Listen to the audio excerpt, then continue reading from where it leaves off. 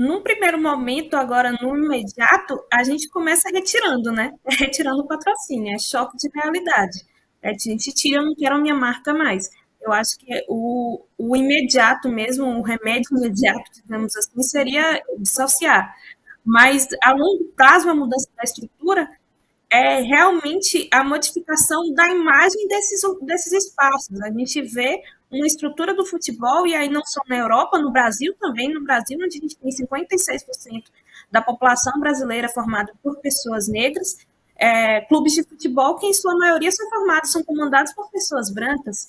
A gente vê a própria estrutura ao redor do futebol como um todo, de assessorias de futebol, de do próprio jornalismo esportivo, a qual eu também faço parte, formada em sua maioria por pessoas brancas, a gente, toda a estrutura que gere o futebol, que fala sobre o futebol, o extracampo do futebol, em sua maioria formada por pessoas brancas. E é aí que a gente forma uma sociedade que ela vai deixar de ser antirracista, de fato, é quando a gente vai colocar as pessoas negras nesses espaços também. E existem pessoas negras preparadas para atuar nesses espaços. A desculpa de que é falta de pessoas formadas, ela não se sustenta mais já há alguns anos. Porque se a gente for procurar, assim, eu entrevistei várias pessoas que trabalham com futebol de outra forma. Então, a minha experiência própria com o meu projeto de jornalismo, eu consigo dizer para você com certeza, existem pessoas que trabalham, existem pessoas que estudam e pessoas que são preparadas para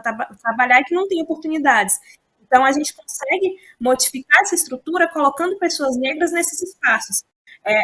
Os próprios clubes, eles começam, de algum modo, a colocar uma pessoa aqui e outra ali. Mas uma pessoa só, ela não consegue modificar a estrutura, porque a gente falava muito sobre representatividade há algum tempo atrás, e representatividade realmente importa muito.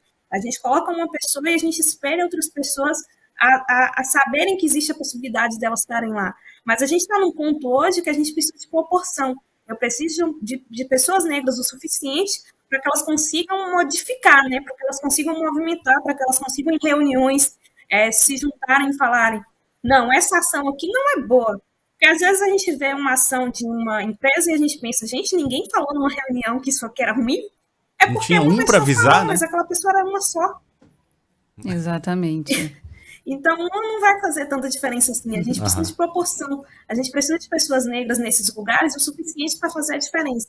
E quando a gente vê uma foto da tribuna assistindo o jogo ontem do Real Madrid, onde o Vinícius Júnior estava assistindo ali, e só tinha ele de pessoa negra, aquilo ali é o que faz o futebol ser um espaço difícil para as pessoas negras. É olhar para ali e só ter ele de negro, no lugar onde comandam, né, o futebol.